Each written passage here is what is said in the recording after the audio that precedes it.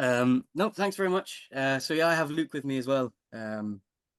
Luke was the youngster in the YSP and joined me across for the North Atlantic crossing, and was there with me from St. John's to Kinsale. So if you've any questions for either of us, the same as last time, if anyone was here for the last one, ask away as we go through, because I prefer to answer them as we go and make it interactive.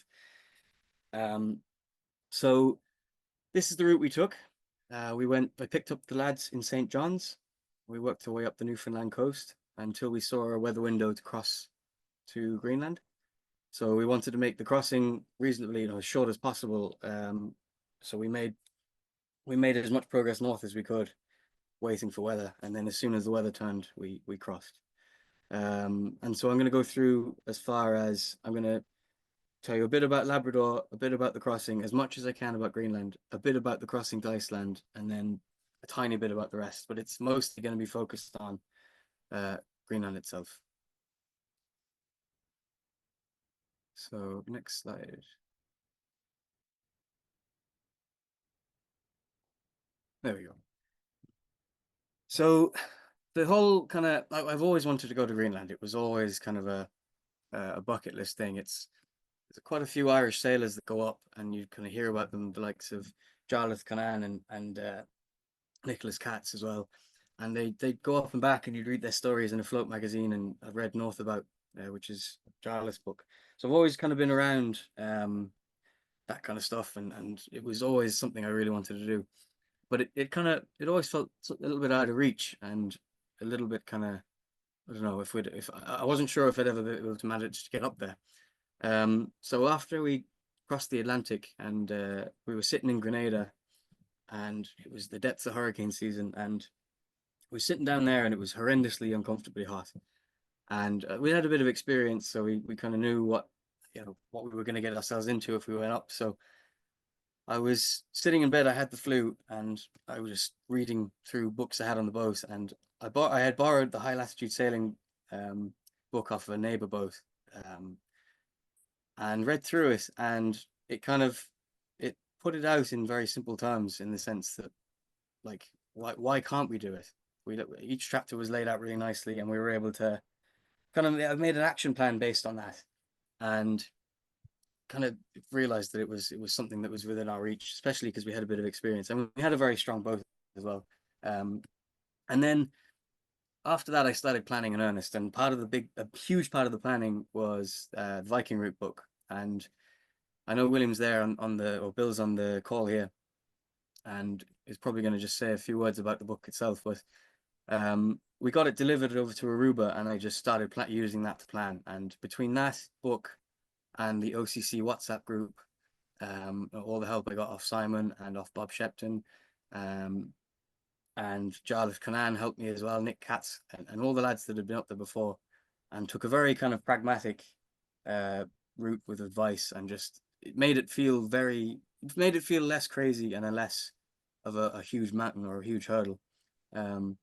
Do you want to unmute Bill there, Simon? I think you just... Bill should be able to go ahead. He's either... Yeah, I think I'm on. Can people hear me? We can hear and see you, Bill. Go ahead. Well, great. Thank you. It's a real privilege to get a chance to be a little tiny part of this.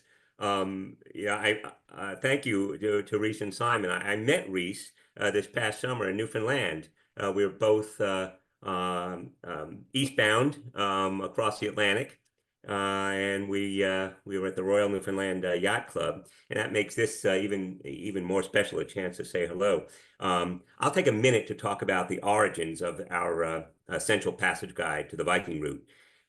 It was created in large part out of personal preparation for my own Viking route trip, which was back in 2019, and my need to add high latitude sailing to my skill set. Andrew Wilkes's Northern Atlantic Water Guide is just fantastic and filled with heaps of information. And in order to fully assimilate it all, I felt I first needed a base foundation of knowledge. And I researched everything I could, sailing periodicals, online sites, books, including Anthrop and Shepton, and then spoke to various experienced high latitude sailors, including Steve Brown, Reverend Captain Bob Shepton, and of course Simon and Sally. By the time I completed all this, I had a notebook filled with all these details of what I considered essential information for me to make the passage. And that data, with the aid of the CCA nautical publishers, became our essential passage guide to the Viking route. What's different? It provides the information, I think, in a very succinct, mission-critical way. We cherry-picked essential data, timing and passage planning, weather, ice and Arctic navigation are the first chapters. Then, gear, communication, safety, and of course, overwintering. All were there with a focus on transmitting this information in a succinct and very direct way. The harbor chapters also, there are not many harbor chapters, but what's there are what we consider the essential stops, and they have all kinds of information on what you can do, the history there, what you can do, and what's for the boat. So it's not intended to necessarily be a single source, but it's a really nice way to get the specialized skill set of high latitude sailing in your lap. And I'm really thrilled that it was a good part of Rhys's journey. So that means a lot. Thank you. I mean, like, between these two books and between actual direct contact with yourself and with Bob and with all the other lads, like, it's important for you guys to know as well that your advice and your kind of attitude to this is helping people like me who, like, I didn't have a big budget to do this, and I didn't have a huge amount of, definitely not as much experience as you lads before I did this. So to be able to see it all written down and actually engage with you guys, like, I owe a lot of the kind of the trip success to that. And I can see John and Bob are on the call as well. So, like, I hope you lads know that these books are hugely helpful. Like, but anyway, that's I'm going to move on if that's all right. But I just wanted to say thanks. Thank you. For the Thank you. information, and my pleasure. So after we'd kind of decided this was going to happen, I put a plan together. I wrote a list of things that the boat needed, and I wrote a list of, the kind of people I wanted to bring. I had a big long list of people I wanted to bring, and I sent out a crew call and organized all the parts I needed and all the bits I needed to change the boat to get it ready. To be fair, we didn't need that much because the boat was built with an eye to sail up there anyway at some point. So we had good heating. The boat's very well insulated. It's 2.5 inches of spray foam insulation in the boat. She's pretty well set up, but there were things that I had kind of figured out from living on the boat in winters and stuff that I wanted. And one of them was a separate fuel tank for heating diesel. So I put a big stainless tank in the back of the boat where there was a big empty space, so we could run the heating just on its own fuel tank. So I was never worried about affecting the range of the boat. We added a radar to the boat, which was really useful from the say main upwards all the way across, and even when we got home. We did new solar panels. We got 2 big solar panels that were almost useless as soon as we got up there, but it was good to have them. And we hadn't really done a huge amount to the boat since before the transatlantic in 2022. So myself and Niamh hauled the boat out in North Carolina in a really, really good boatyard called Buck Marine, just near Beaufort, North Carolina. And they were really good. It took a week. They let me do all the work except sanding the bottom. We just didn't sand it. We just put a coat of anti-foul on. They let me do all the metal work for the radar mounts and everything, and they let me do a huge amount of stuff that saved us a lot of money and a lot of time. So we were in and out. We hauled out water, fitted the radar, did all the bottom jobs, did a load of interior work, replumbed the tanks, and we did it in 6 days. And we were back in again, and we were off. So I know people we've got a lot of experience with boatyards over the last 6 to 7 years, and it's never that straightforward. So I owe a lot of that to Buck Marine. So these are the 2 boys that came with me. There's Luke, he's on the call, and Mark. So these lads, I put out the crew call. I sent, I think, 20 emails of different people that I wanted to bring, and these two lads came back, and it was an immediate yes. I mean, I didn't really even consider anyone else. So I was very lucky that I found the lads that quickly. Luke, I know from when he was a very small boy, very young, and playing rugby. So I knew he was a tough young fella, and I knew that he was one of the right people to bring. And he applied to the Young Sailors program to help him pay for the trip for his side. And I'd say without that, it would have been a far more difficult thing to fund for him, because he's only 22, and you know he just out of college, so it was a massive help. And then Mark, I met Mark in the Canaries on the fuel dock in Lanzarote, and he was doing he was doing a single-handed Atlantic circuit on a Halmatic 30. So it was really good to have a mix of the experience of Mark and Luke's kind of just grit and determination, and wanting to learn. And it was a really well-rounded crew, good lads, and I was really lucky to get the two of them, and we just had a laugh the whole way across. We never stopped laughing. Well, it was a couple of times, but I'll tell the story about that. And I picked them up in the Royal Newfoundland Yacht Club, and we had a couple of beers there and got ourselves organised and provisioned, and we had the boat nicely tidied up and provisioned and stocked full of stuff. And the two where Mark's standing there was his bunk at the lee board, so the back seat rests on the back. So we flipped those over and they become lee boards. So the boys slept there, and I had my cabin up the front. It's very decadent. We took off, and we actually, and then at that point we'd had a buddy boat with us, called a Swedish boat, who were planning to go up to Greenland too. So we'd met them in Halifax and kind of cruised up through Bedore Lakes, and we all kind of sat prepared together, and it was really nice to have another couple around our age as well, ready to do something like that. And we were all nervous together, and it was a really nice thing. And on the way up to Newfoundland, we kind of had any Swedish people will know what it is, fika, which is just basically coffee and biscuits. And we basically got professionals at that, and finding beautiful places to anchor, just especially for fika. And this was maybe an hour after we'd left the Royal Newfoundland Yacht Club. We just pulled in on a beautiful anchorage. And the cool thing about it was we anchored in places we wouldn't have necessarily anchored before, because we were always looking for anchorages that had good protection and good sandy bottoms so we could spend the night.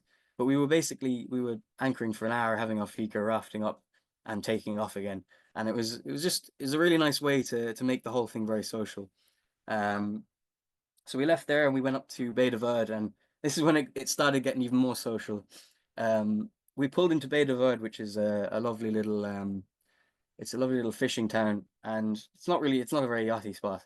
But we pulled in, and they made a space for us behind one of the fishing boats, and very, very accommodating.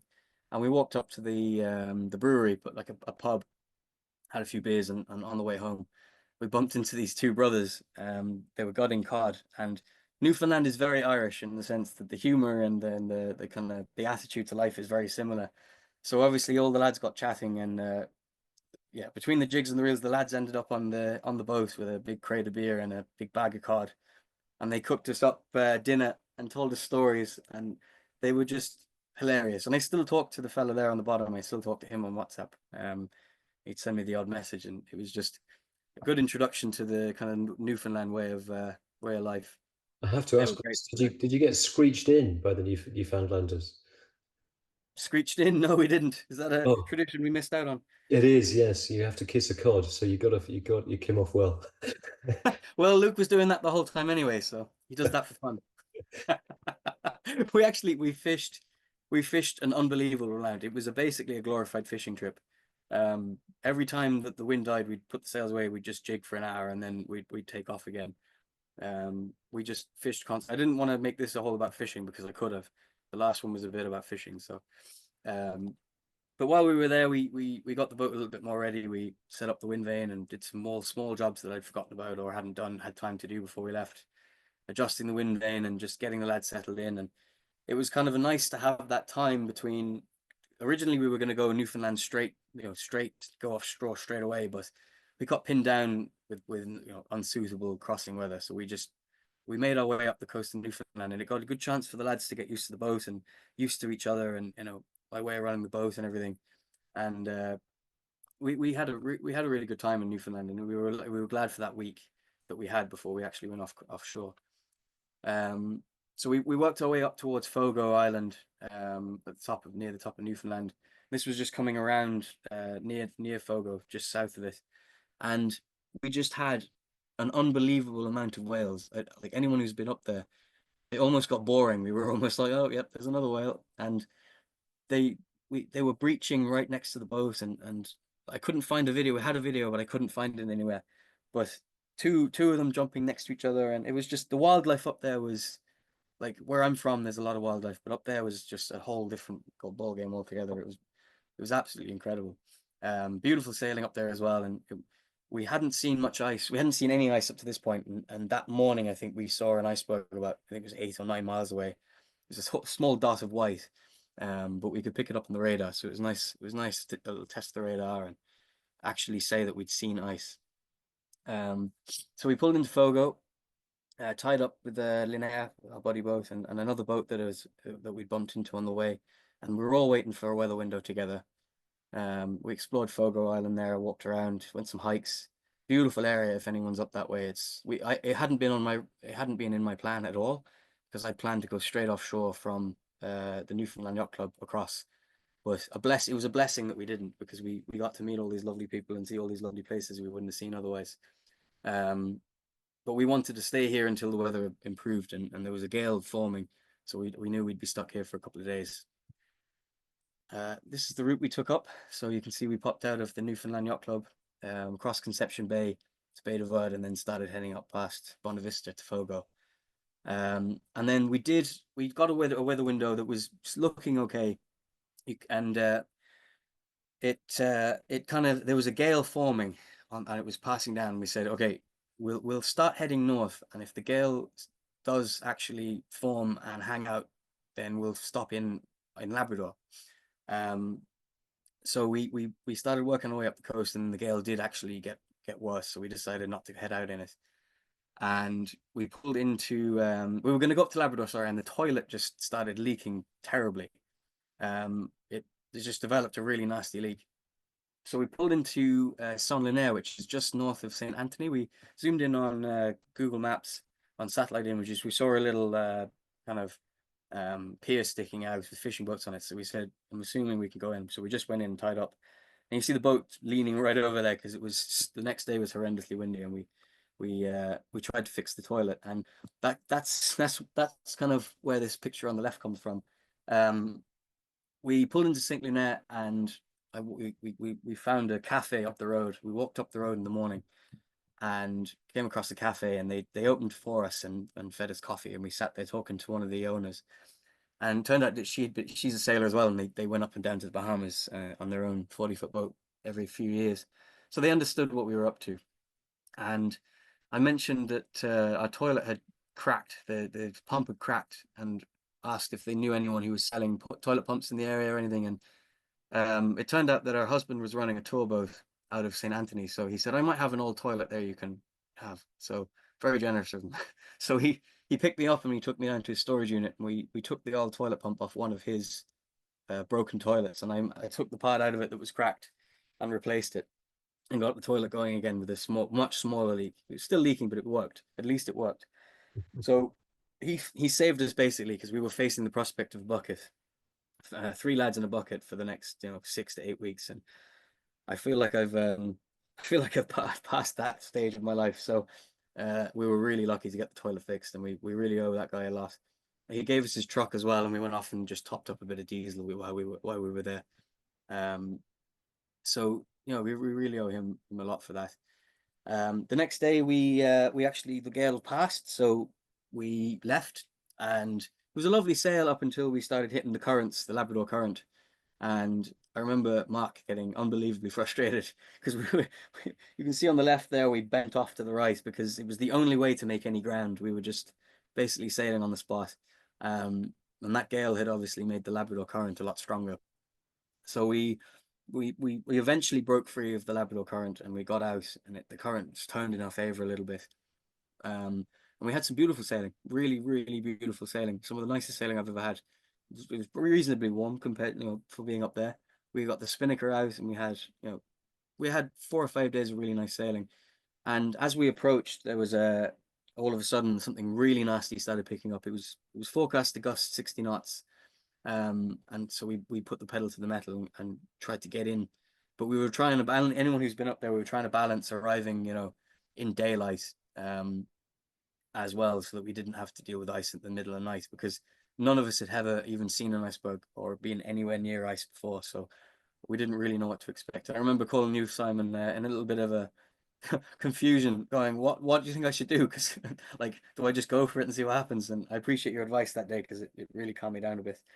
But in the end, we took off, and we had I'd made contact with a boat that was 150 miles ahead of us, and they sent back a coordinate to the first iceberg they saw. So we had an idea of where the first ice would be, and the ice charts hadn't cleared when we left and had gone offshore. And by the time we'd arrived, the ice charts didn't show any sea ice. So we really timed it pretty well. We arrived at sunrise just as we saw that ice there. That's the first one we saw, as Luke helpfully pointing at it. We arrived just as the sun came up and started seeing ice. And very soon after that, the fog rolled in. And thankfully there was no wind, and it was very flat, calm. So we sailed quite, motor sailing quite comfortably along, seeing ice as it came out of the fog and getting out of its way. But the first hour was a bit nerve-wracking, because we hadn't obviously dealt with this before. We didn't know what to expect. And apart from reading about it, I mean, reading doesn't really it helps, but it doesn't really completely replace actually in being involved with ice. So the fog rolled in, and it got really thick, and we got through it. We were sailing through, and then all of a sudden the fog just started to lift, and it was like going through the cupboard into Narnia. It was just like all of a sudden these huge icebergs just came out of the fog, and you could see Greenland in the background. And it was a really emotional experience, definitely for me, because I'd been planning to do this like in earnest for a year, but I'd wanted to do it since I was a kid. So seeing these things was just, I mean, those are absolutely monstrous. They don't look like it on the photos, but they're huge. And I remember myself and Luke standing up on the back deck looking for ice with the binoculars, and we had gloves on. We were freezing, and Mark was down below with the heating on and on looking at the radar and passing us cups of tea and breakfast burritos. So it was a really good experience for us, and we were really happy to be there, and it was great fun. So then that was our first kind of close encounter with a big iceberg. We just pulled up next to it and had a look. And what struck me was when you got closer, that all of a sudden the air temperature just dropped dramatically, and it was way colder next to it. And there's such an they have such an imposing kind of they just leave such a strong impression on you when you get close to them. They're so imposing, and they're so bright. They're just incredible. It's you might be able to tell it left an impression on us. But we all got our picture with this big iceberg, and just got close to it, as close as we dared to. We got a little bit too comfortable as the days went on, but we encountered one rollover, and yeah, that definitely taught us a lesson. So after that we pulled into Qaqortoq, which is the fourth largest town in Greenland, according to my research. And it's I think originally had a visitor's dock in the here, but they turned it into a ferry dock. So we were moved around probably twice a day for about 4 days. And 2 of those days it was gusting 50 knots in the actual harbor there, and it was blowing right into the harbor, so there was a swell coming in. So I ended up rafted up to a big supply ship on the other side of Qaqortoq in the harbor, and the boat was being lifted up and slammed really hard against the boat next to me.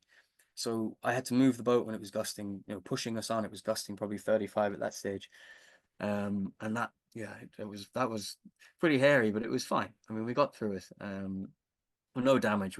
My main worry, the hull was fine, but my main worry was the rig striking the top sides of the boat next to us, because it was starting to get very close. So we got out of that situation, and we moved over to the other corner, and in the end we dug our heels in and just said we can't move anymore, because we're just going to end up causing wreck. But the harbor there is very welcoming, but it's not like I think they're not set up for more than 1 or 2 boats, and there was 6 or 7 of us there at that stage, because 2 boats came in during the gale and they were offshore. It was gusting 70 knots, they said, and they kind of just hove to and waited for the worst of it to pass, and then another one came through. So it filled up fairly quickly. But it was a really nice town. We got really friendly with good few locals, and I still talk to them, some of them to this day. The toilet saga continued. The toilet again started leaking quite a bit. So we walked up to the hardware store, and what really surprised me, something I wasn't really prepared for, was how well stocked these towns are with like hardware.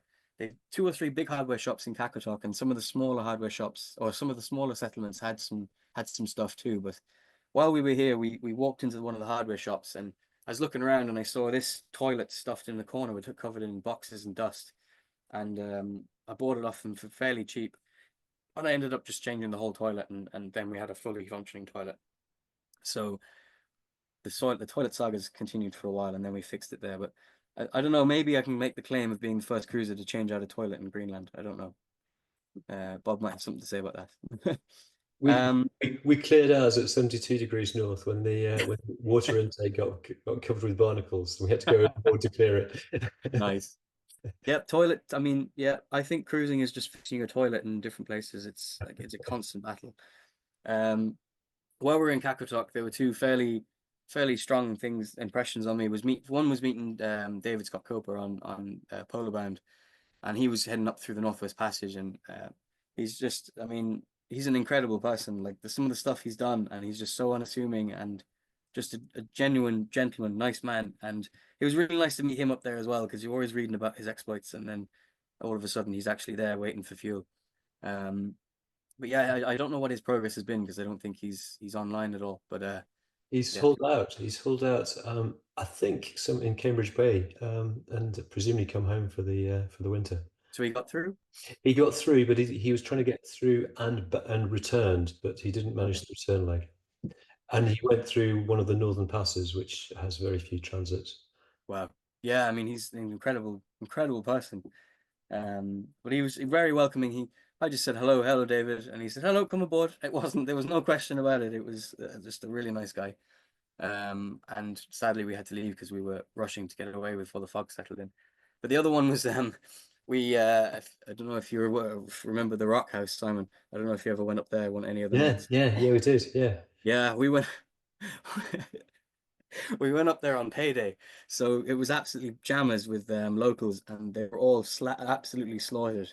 And we had one really tall Norwegian guy with them, and they immediately wanted to fight him. It was, I don't know I don't know what it was, but we all got really properly drunk and played billiards. And the last memory I have is we're all sitting in the saloon here, and there's loads of local lads sitting on the boat, and they were just having a great time. And then I passed out and went to bed. But yeah, the Rock House left a fairly lasting impression on all of us, I think. Oh, great night. But anyway, this was the route we took through Greenland. So Kakotok is up the top left. And I suppose the route itself is about 200 miles, I think, in and out of all the fjords and back and forth. I didn't calculate the mileage yet, actually. I forgot to do that. I think it was in around 150 to 200 miles. It took about 2 weeks. And we used the Viking route guide heavily to pick out anchorages that we knew that were good, but we also tried to find a lot of ones that weren't in the guide, just to kind of see if we could add anything to it, or just for our own sense of adventure as well, to kind of get off and do something different. But it was up, and we tried to go up as many of the fjords as we could, but we were also running out of time before getting out of Greenland before the end of August. But this is kind of an example of one of the anchorages. What we used to do is any anchorage. I only had one chat set, it was Navionics, and it was absolutely terrible. A lot of the fjords just didn't have any depth charted in them, and the ones that did were off sometimes by 100 meters.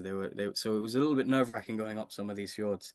So we used to fly the drone up ahead of us and check for or check for shallows.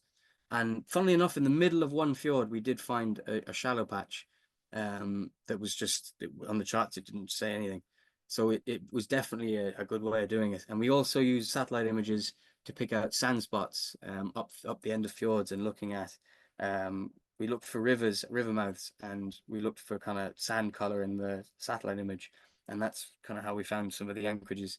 And then we'd fly the drone ahead of us as well, just to double check it was actually still the way it was on the satellite images, and look for rocks. And and it worked out well. We didn't run aground at all, which is new for me. Run aground a lot. That's us there on the bottom left. That's actually one of the, I think it might, no, it's not one of the anchorages in the Viking route, but it's in Navionics, and it was a pretty good anchorage. But the charts showed like the charts showed no depth anywhere, and we were going in and finding these lovely spots.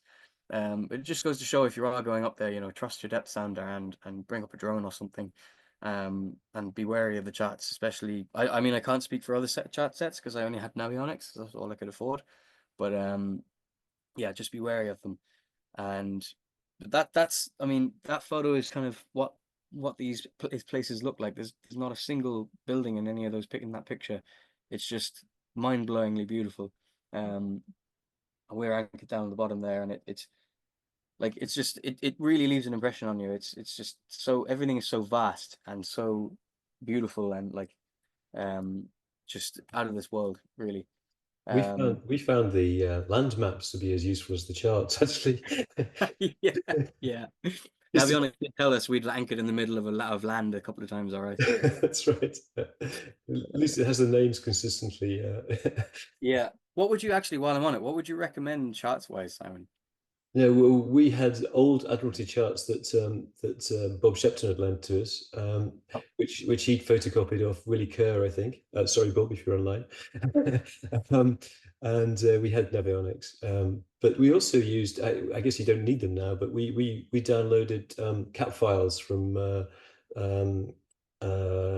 Google Earth. But of course, with Starlink, you can stream that live now, so you can see That was a big thing, actually. Yeah, that I hadn't really. I suppose I spoke to it in the last webinar, but Starlink was incredible. I mean, like, yeah, it. I don't think that there's a lot of people that think Starlink kind of takes away from adventure, but I don't think so, because we had it off most of the time anyway to save battery, and because it costs quite a lot. So we turned it on to, I'd say, to be able to call Niamh, or to be able to download things, or to check on, you know, just check things, and to have that resource. It just felt like a little bit of, it just made it a little bit more fun, I think, for us anyway.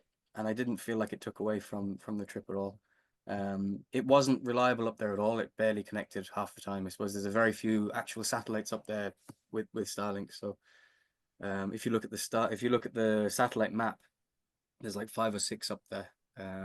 Rhys, I'm going to bring in Lars Hellman. He's made a couple of comments on the chat. One about Andrew Wilkes's Arctic and Northern Waters guide, and he's also got some comments about some islands he discovered. So, Lars, you should be able to open your microphone and go ahead. Yeah, hi guys, Lars Hellman here again. Hey, Lars.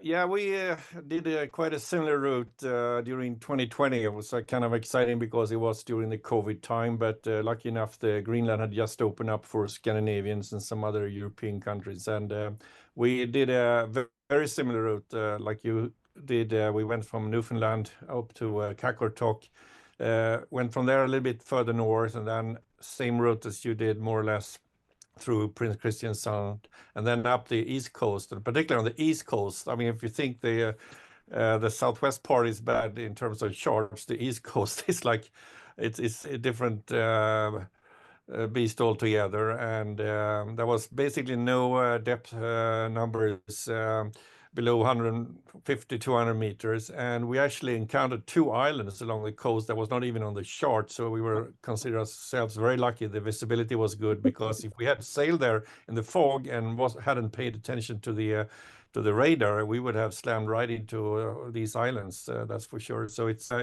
it's a challenge, but it really takes you back to old school navigation, and you have to trust your senses and your, like you said, the depth sounder and the radar is absolutely essential. Yeah, it was useful. We used the radar quite a bit. We were lucky in the sense we didn't have a huge amount of fog up there. There was one day, remember when I spoke to you on the phone, Simon, you said try not to get it windy, foggy, and icy, and we did get one of those days, which was windy, foggy, and icy. But it was fine. We put the radar on and we kept the lookout, and we kind of felt a little bit more comfortable around the ice by then. I mean, there wasn't that much ice anyway, really. There was pockets of icebergs, and you know, it was a nice introduction to ice being up there. So yeah, the radar is very helpful.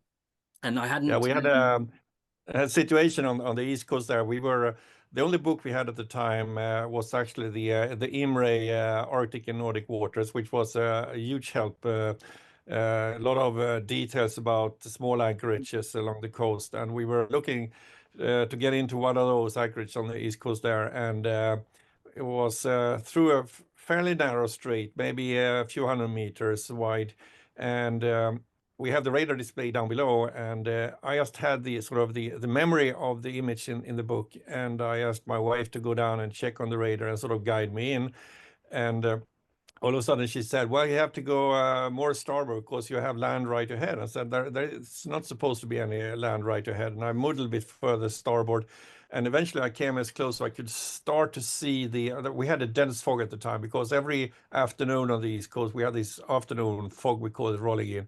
And all of a sudden I could see a vague contour of land on my starboard side. I said, I can't go further starboard because there is land. And I said, well, you can't go further forward because there is still land. I said, there is not supposed to be any land. All of a sudden, I came close enough to see we had like a 25-meter high iceberg right in front of us in this narrow sound.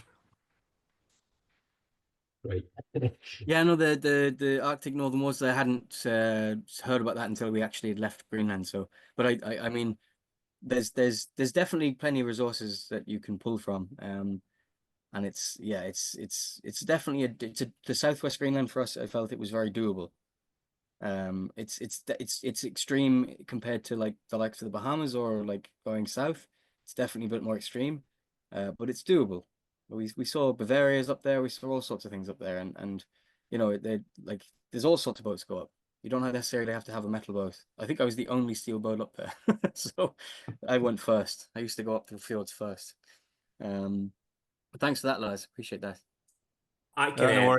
The Southwest coast there is absolutely gorgeous, and yeah, it's we are actually talking about going back there eventually. We are sort of wrong side of the globe right now in New Zealand, but we're still looking forward to go back to Greenland. That's for sure. That's cool. Someone else was speaking there. Oh, well, I was going to just say I can add the datum for the Greenland charts are based on surveys that are 2 centuries old, and they are about seriously, and they're about a third of a mile, a quarter to a third of a nautical mile off. Yeah. In terms of 84. And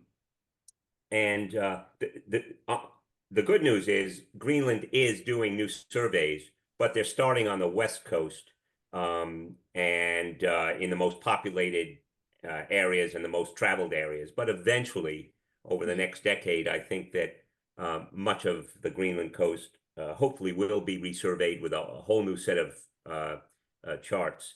And the thing about using radar on the East Coast, it's essential because it is so poorly charted and no depth contours. But I'll echo the difficulty encountered when you are using the radar to orient yourself with land masses and islands. But when you pepper in the icebergs, it's still confusing. Yeah. Which is the iceberg and which is the return from the island. Yeah. No, I mean, it's like it definitely added to the sense of adventure, you know. It definitely felt like an expedition when you're not sure if you're going to run aground at any point, you know. Yeah. No, it's good to hear they'll be charting it though. I think there's a lot more people going up, and the fear is that people will go up and not realize how bad it is. And yeah, so it's good to hear. So I've got some pictures now coming up. I know they were dangerous, right? But I couldn't resist. And when you're up there, I think you have to play around with the ice a bit. So we did come across a very flat, very well-grounded iceberg, and one of my bucket list items was to drive the boat up onto one of them. So we pushed the bow up onto this very stable, very flat iceberg and had a bit of a walk on it. But I felt like we had to take the opportunity when it arose. So we did do that. I'm not condoning it, but I did do it, and I would probably do it again. We also found a lot of beautiful ice. It was kind of a photographer's dream up there. Every single iceberg was different. Every situation was different. These two here were just grounded in fairly deep water. So we did a bit of fishing next to them. We got some pictures of them. We just spent a good bit of time around these two, and they have a savage presence. And as we went through and saw more and more ice, we got a bit brave, and we did see one roll over, and that stopped that fairly quickly, because the one rolled over in the mouth to one of our anchorages and kind of blocked the anchorage. And it made us realize that these things are extremely unpredictable. They roll over and break up, and they cause tidal waves and all sorts of stuff. So yeah, so we got some beautiful pictures, and I think we got lucky as well. We didn't get in trouble. And then I couldn't stop Mark. I couldn't stop him getting into the water at any opportunity. He's a lunatic, and I'll show you in a few slides. You'll see why that was so useful. But we managed to get him in with one of these growlers, which was one of his bucket list items, was to swim with a growler. And he's made of different stuff. He loves his swimming. The water was 1 degree, and he was swimming around in it like nothing was wrong for ages. And that's him with his ice. He's very happy about it. And we got Luke in as well, but I didn't get in because I'm soft and I'd spent too long in the tropics. So I didn't get in. And well, actually, that's a lie, because we found this in Kakratok. There was a sauna set up in one of the fjords, and you could jump in and jump into the saunas, but I don't think that counts. Mark didn't even have a towel. So here's some photos of just how dramatic and beautiful it is. The photo in the middle there is the Prins Christian Sound, just near the entrance. The photo on the right is way up a fjord that we didn't have charts for either, and it was one of the anchorages that we'd spotted on satellite images. And we spent 2 days there, and it was a huge reward for going up. It was 7 or 8 miles up the fjord, and it was getting dark, so we basically had no choice. That if we got there and there was no anchorage, we were in a bit of trouble. But it worked out. We got a nice sandy spot, great fishing. We hiked up to that waterfall in the background, which I measured with the drone. It was 350 meters high. Anywhere else in the world there'd be a gift shop at the bottom of it, but here that waterfall didn't even have a name. And the locals would come up. There's a settlement at the base of the mouth of the fjord, and the locals would come up just to say hello. Just nice to see you guys, people here, and they were very happy to see us. So three pictures are kind of a bit of a kind of snapshot of 3 different things that we did while we were there. One was how we dealt with our fridge. Before we left Newfoundland, we turned the fridge into a freezer, and we decided that it was cold enough outside that if we had anything to be in the fridge, we just leave it outside. And we took that one step up, and we chilled all our beer with ice that we'd got out of the fjords. The anchorages were very weedy, some of them anyway. So you'd pull up things like that. That took about an hour to clear while we were motoring up the fjord. And then the other one was how much rafting you're going to have to do up there. So you have to feel very comfortable about rafting the boat. Eventually, we just gave up on fenders because they just kept getting out of the way, and the fender boards never worked properly. But they've got these big black kind of fenders bolted to the pier, and that was fine. So we used those instead, and we just gave up on fenders in the end. So there's a comment from Bill about the reporting system. We did the same. It was Green Pass. You report your position every 6 hours. Yeah, it's important to do that because they use that for if there's any rescue efforts or anything. And they were you felt very safe up there in the sense that the Danish Navy were rolling around the odd time, and you feel like you could get yourself into trouble and get yourself out of trouble again, but it's definitely remote, that's for sure. So then once we got through all the fjords and through all of the settlements, we worked our way towards the Prins Christian Sound. We based ourselves at the mouth of the Prins Christian Sound, or the beginning of the Prins Christian Sound on the west side, and then left fairly early in the morning and tried to make it in one shot. We were hoping to have time to stop at the weather station at the end, but actually we sadly didn't even get to stop there. So that's something I'll have to go back for. But it's just this picture on the right. There's Luke on the left, and then on the right, it's just how dramatic all the mountains are. You'd be motoring past a big mountain, you look up and wonder how tall it is. On the charts it's 1,800 meters. It just boggles the mind.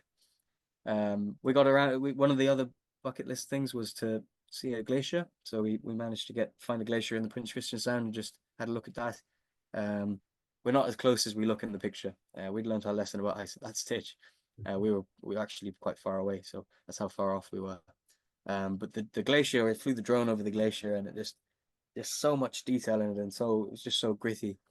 They're beautiful, and we turn the engine off and just listen to it, and they make a fantastic sound.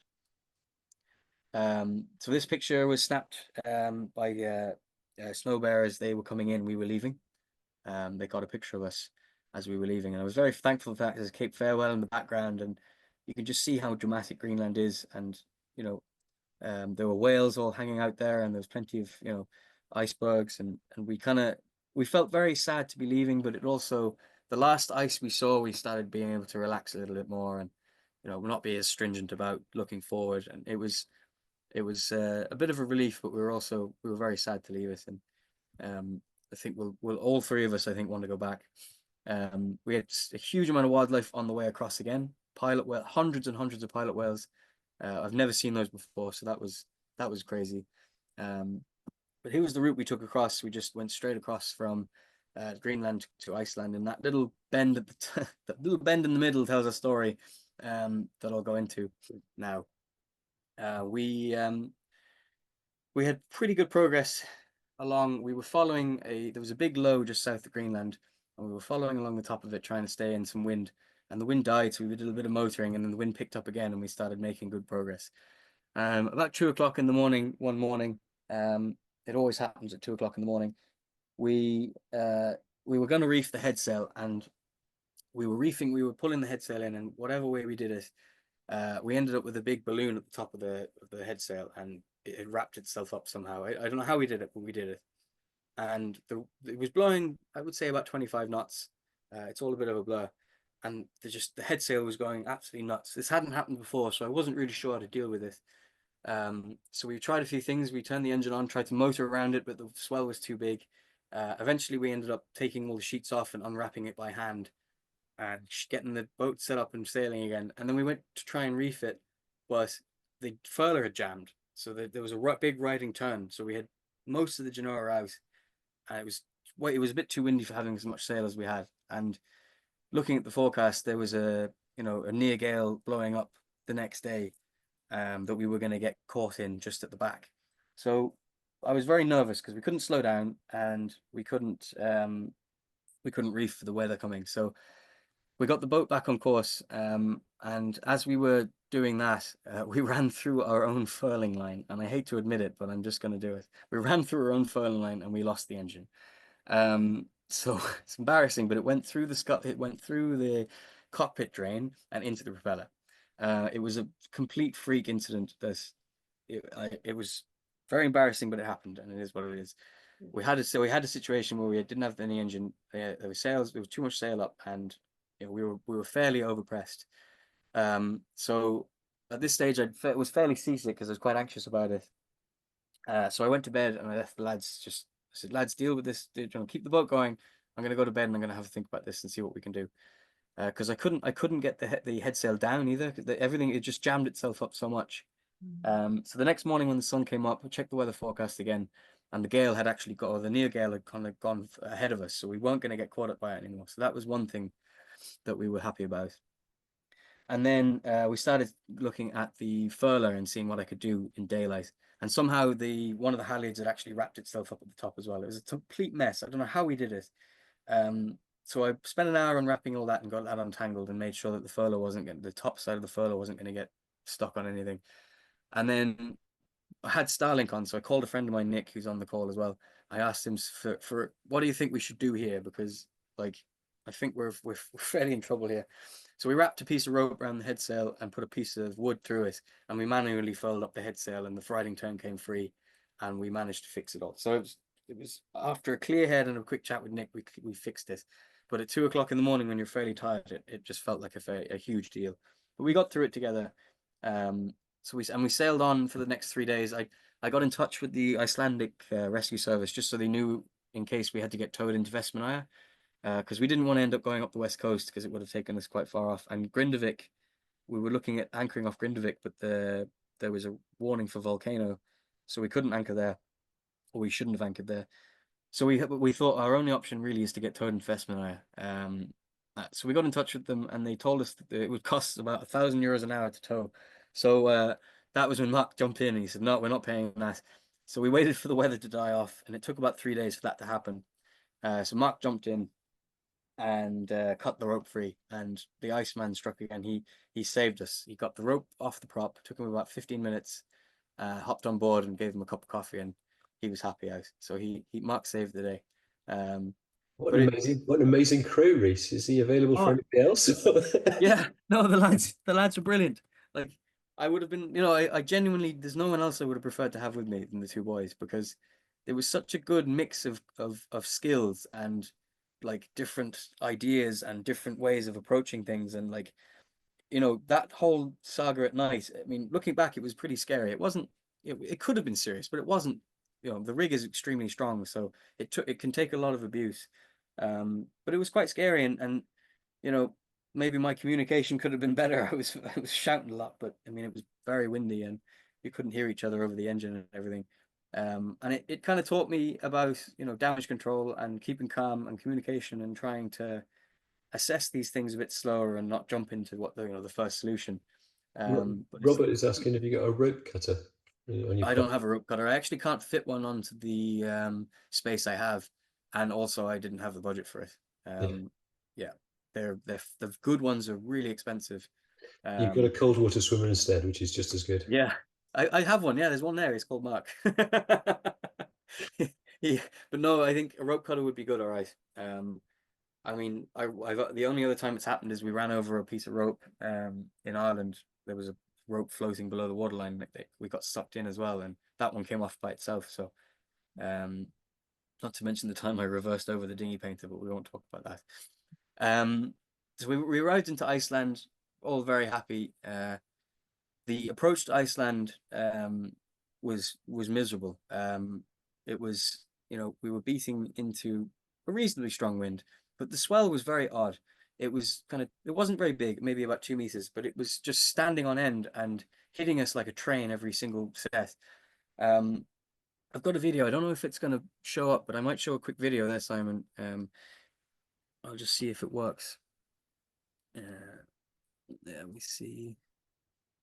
I mean, it doesn't look that bad on the video, and it wasn't terrible, but it was. I don't think it's working. Okay, is that coming up? No, wouldn't be. Yeah, it is. Is that coming up, Simon? Yeah, I've got a really slow connection, but it's coming up as a jerky video there at the moment. Yeah. Okay, I'm gonna play the video now. Yeah, I mean, it wasn't particularly bad, but whatever happened, we didn't see it because we were inside, but some odd wave came over the boat and took the spray hood off and took the sliding hatch out of its slot, and it just caused a load of problems for us, because from then on, every single wave that hit the boat came inside. So the approach was fairly miserable, and you can see. I'll show you.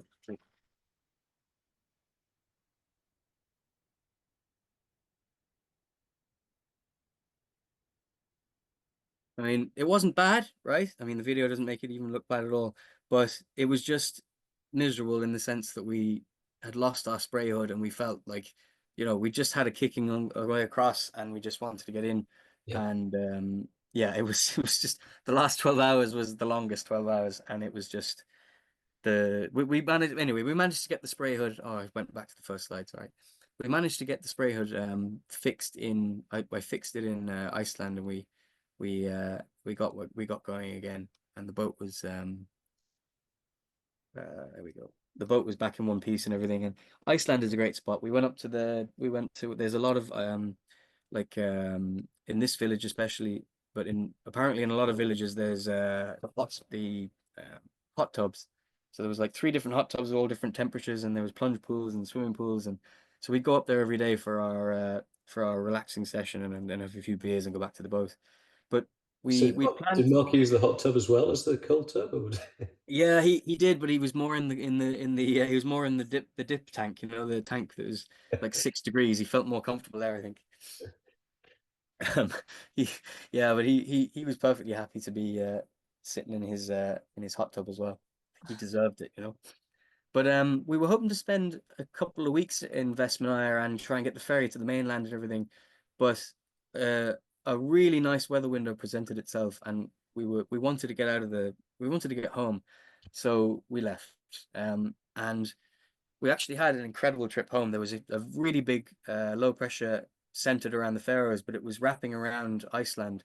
And on one side of us we had 50 something knots, on the inside of us we had no wind.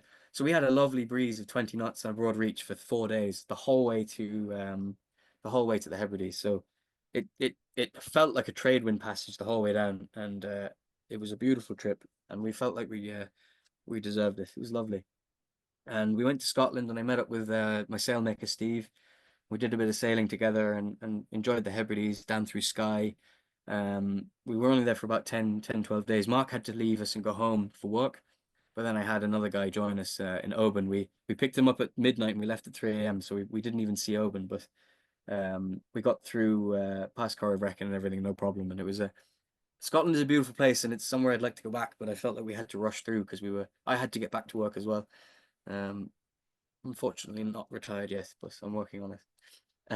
Then we basically worked our way down the east coast, stopped into Greystones, and we crossed our track from our outgoing track for the Atlantic circuit, which was a really nice thing. My family up in Greystones met us at the dock as we came in, and Niamh was there, and it was really nice to kind of close the trip. And it was just nice to finish it off. Felt strange being back in Ireland after 4 years, and then we made our way down then to Kinsale, and that's us arriving into Kinsale. Very strong wind and all our flags up, and a lot of my friends who had sailed with us when I lived before we left, we had a lot of friends came out and met us and kind of sailed in with us, and it was a nice homecoming, not just from Greenland, but just from the Atlantic circuit and from 4 years of adventures, yeah, that's my last picture. That's great, Rhys. Thank you ever so much. A great trip and beautiful photography. Your drone photography is fantastic.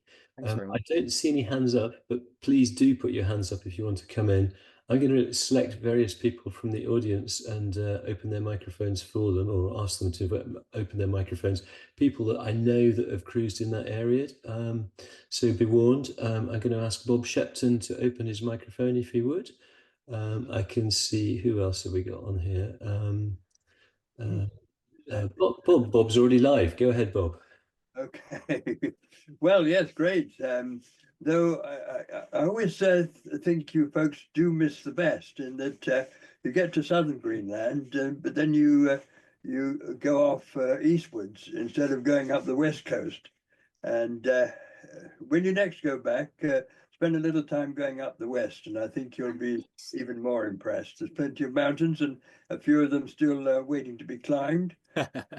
And so, yeah, but thank you very much. That was great. And of course, you couldn't have failed with 2 books like that, but we'll hurry over that. Thanks, Bob. Like we really, I think Scoresby Sound is my next goal. So hopefully in the next 3 years, if I can get the budget together and the time. Yeah, well, there's there's some good climbing there too. Yeah, I'll have to get some climbing gear. So I've opened 2 more microphones, or invited 2 more people to open their microphones. John Antrup and Steve Bailey. John, can you hear me? Yeah, hi. Yeah, thank you for a really nice presentation, and thank you for speaking warmly about the 2 books. Actually, it was good. And no, I'm just sitting here dreaming about going back. I can't say much. Thanks, I appreciate that, John. No, I mean, it can't be said more that really those books and people sharing their experiences and being kind enough to give their time to people like me who, and hopefully I get to pass on that information to the next gang of lads as well, Yeah, you're doing it right now. Thanks. Yeah. I've asked Steve Bradley to open his mic because I think he was the photographer behind the lens on that rather fine photograph of your boat leaving Prins Christian Sund. Is that right, Rhys? Say again, sorry? Steve Bradley, I think. Did he take that photograph of you? Yeah. Yeah. Steve, do you want to go ahead? You'll need to unmute yourself. You should be able to.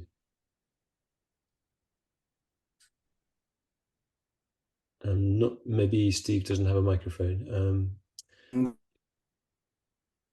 Does anybody else want to come in there? Luke, can we hear from you about the young person youth sponsorship program? That would be great. Yeah, it's quite a unbelievable trip. So just looking back at the pictures and looking at Mark's video he posted recently, I do sort of wish I was back there now, you know? I learned a lot from Rhys and Mark and like everything, how they went about everything, and say there's a whole brand new type of sailing for me. So it was like, I don't know, it's great to go, if you know what I mean, and actually like show me that adventures like that are actually possible. Because as I say, I sort of always looked at the people's videos going up doing these things, and it's just seems something like I don't know, it seems like a dream, but then I've done that, and this is like actually it's very achievable now. Just the hard work they put in and seeing Rhys how he built his boat. So I say made me want to buy my own boat and do it myself and know how well like anything that went wrong, Rhys knew exactly how to fix it, what he needed. He said, just go and get me this, and within 10 minutes he'd fixed it. And I don't know, it was quite inspiring seeing Rhys do it all and well done, that, you know. Well done, Luke, for putting your name in the hat. When we crossed the Davis Strait a few years ago, we were looking for crew, and we advertised in the YSP program, and nobody was dumb enough to come with us. So well done, well done for putting your name forward. That's a great entrance into the OCC. I actually lied to him. I told him we were going to the Caribbean. Yeah, sounds like I said wrong St. John's when I arrived at So two people have got their hands up. Lars again, and Bob has got his hand up again. So Lars, you should be able to open your microphone and go ahead, and Bob, you can follow. Yeah, sure thing. Hey, Lars again. Yeah, it's I just want to pitch in about Greenland. For us, Greenland was like an option after we had done Newfoundland. Unfortunately, we didn't do as much of Newfoundland as we wished to, as it was COVID, and we were just on an innocent transit permit. But the good thing was that as we had to rush through Newfoundland, we were sort of forced to go over to Greenland, and we were so lucky that happened, because it was one of the best moments in our sailing life. And I would say the contrast of sailing in Greenland is the amazing thing, because you see all these ice and glaciers and stuff, but then you found these precious anchorages, and you can move into places. We found anchorages that was absolutely ice free, no ice could get in, and it was like the most beautiful anchorage out in the Hebrides or Scotland or something like that. And it was yeah, I can recommend anyone with a sense of adventure to go up there. It's not that difficult. You have to be well prepared and have a reasonably good boat and do your homework, but it's worth it like nothing else. Yeah, that's pretty much everything I need to say, because it's absolutely gorgeous. And I also have to say hello to John Amtrup, who we've been in touch with before. If you hear me, thank you very much for the time we spent together on your pods and stuff. And your book is absolutely amazing as well. So thank you. And for those people that haven't seen it, when Lars was on the east coast of Greenland, I'm guessing 5 years ago, he has got the most amazing sequence of polar bear photographs, whereby a polar bear climbed up onto his the back of his boat and stole the Swedish ensign, and then swam around and wrapped the ensign around its head in the water. Is that you, Lars? Is it? It'd be Lars. It'd be great if you could share that photo with us. Wow, that's yeah. I remember speaking to you about that, Lars. That photo is unbelievable. Like, that's National Geographic style photography, you know. And there was a picture. There was actually a question about polar bears in the chat, and someone asked if there's a risk to polar bears or risk for polar bears. There wouldn't have been up till recently. I think there were bear sightings by a couple of the cruisers that we met up there, very close to Kakotok, and they're a far more common experience now in the towns, apparently, as the bears come south, because they're trying to find food. So we were told to bring a rifle with us, but I didn't really want one because I don't know how to use one safely. So that is a change, because southwest Greenland was always considered polar bear free. But I know when we went past the weather station 6 years ago, we were lucky enough to go in the weather station. There was a work party there, and that was armed to the teeth with anti-venom weapons. It was a positive arsenal. But yeah, so that is changing then. If the polar bears are turning up down at Krakatoa, that's amazing. Yeah. I don't see any other pictures or any other questions. Bob's got his hand up again. Bob, Yeah. is that by mistake, or are you coming back in? Bob Shupton, go ahead.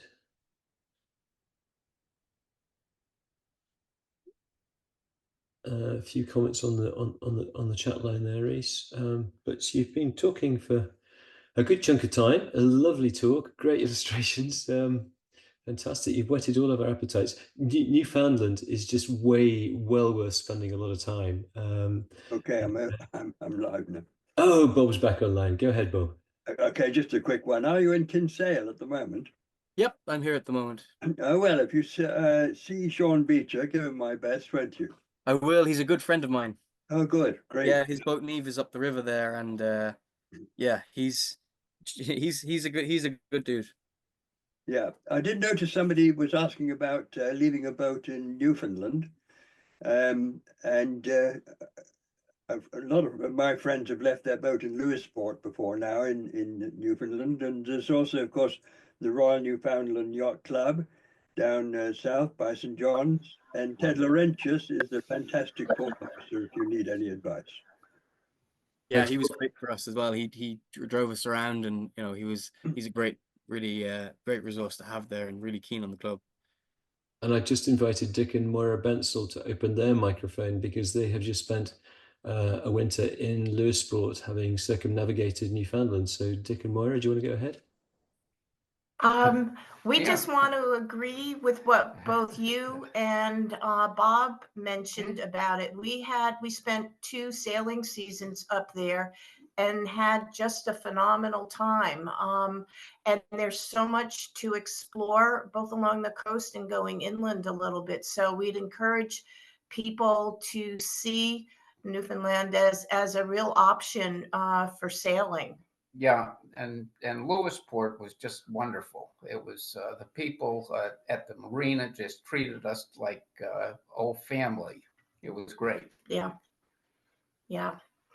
An interesting snippet that emerged, I think it was on Steve Bailey's blog site, so it's a shame he can't come in, but for boats going west about, they have the problem of clearing into Canada if they're non-Canadian boats, which has always been a bit tenuous. And I noticed they managed to have an official clear in, I think, at Battle Harbour or somewhere just north of Battle Harbour.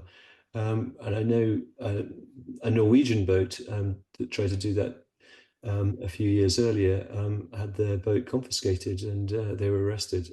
So it's good that it seems like that is relaxing a bit, because that's always been a difficulty for boats coming west about, because Canadian Border Agency asks you to go to Goose Bay, which of course is quite a long way up a frozen river, not that amenable to sailing. If Steve, that would be in Labrador, though, right? That's in Labrador. Yeah. Right? Yeah.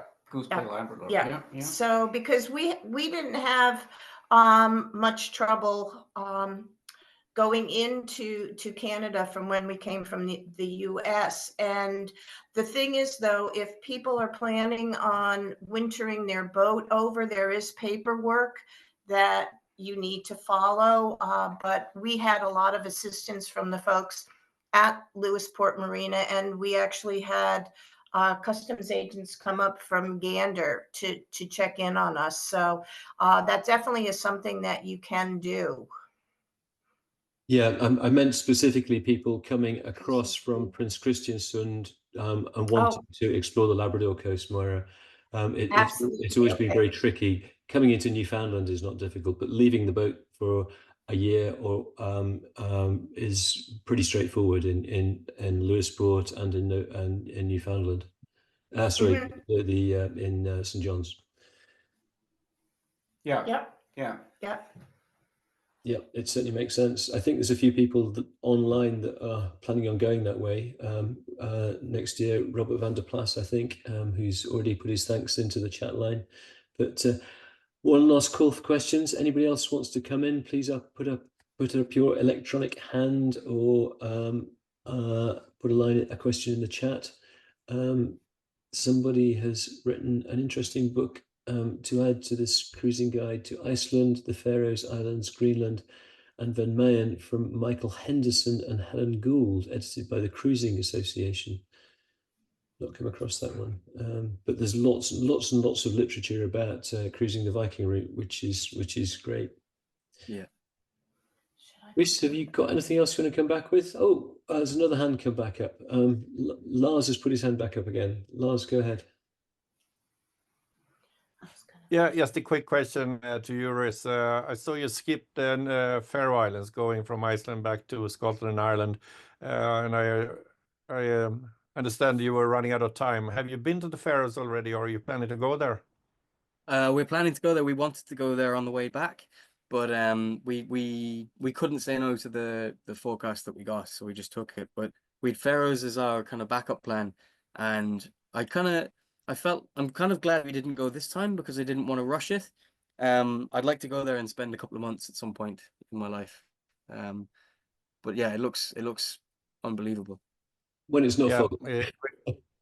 It really is. We spent far too little time there when we did just a summer cruise in the North Sea many years ago. But that's another place where it's magical beyond belief, really.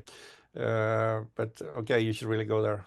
And it's something something myself and Niamh talk about a lot often enough now, that the first trip we ever did together, a big one, was from Kinsale to Greystones, and it took us a week, you know. And like how far we've kind of come as sailors since then, that really the Scotland would be is on our doorstep now. And those kind of places, even Iceland isn't that far away. Like these places are all very achievable now with the experience we have. So the world got smaller after we got back. It was a nice feeling. So we will definitely go back to these places. So you're going to be in Scotland next summer, Rhys?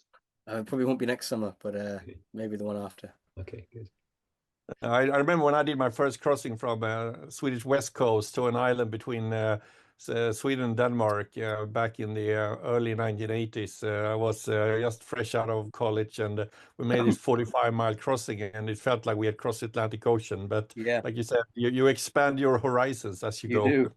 And I kind of miss that feeling of a small trip being a big trip, you know, because you kind of need more and more extreme things to satiate it. But yeah, no, it's nice to have. I mean, a lot of cruising friends that we met along the way asked why we're going home, and like, I mean, if they see the cruising that we have available to us, they come here too, you know. Great, Rhys, thank you very much. Thank you to Luke for dialing in. Thank you for Mark for breaking those Arctic waters. And thank you, Niamh, for your contribution to both of these talks. It's been lovely catching up with you, and I think people have really enjoyed it. You've had 50 plus people online this evening. You've still got about 40 online, which is super. But just a reminder that next week is a talk by Predict Wind, about Predict Wind, which most of us are using at sea these days. It's going to start an hour later at 9 o'clock Greenwich Mean Time. And it's Nick Olson that will be presenting it from New Zealand. And he'll be talking about weather routing as well as the other functions that Predict Wind now does.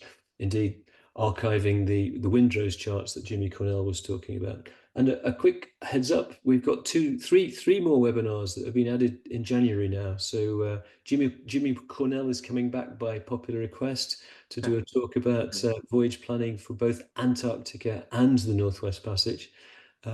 We have a webinar on boat catering, which is something I definitely need to tune into.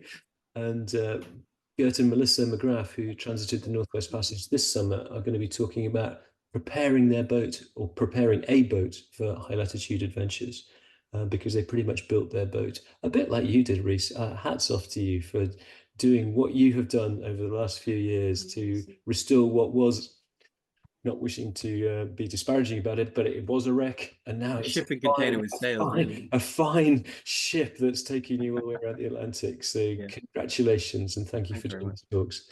I had a lot of support, you know, and I always go back to, you know, the support I had from Niamh and her family as well, and all the support we had from different companies helping us, and the OCC as well. And you know, like I didn't just do it myself. It was like 10% me and 90% the support I had.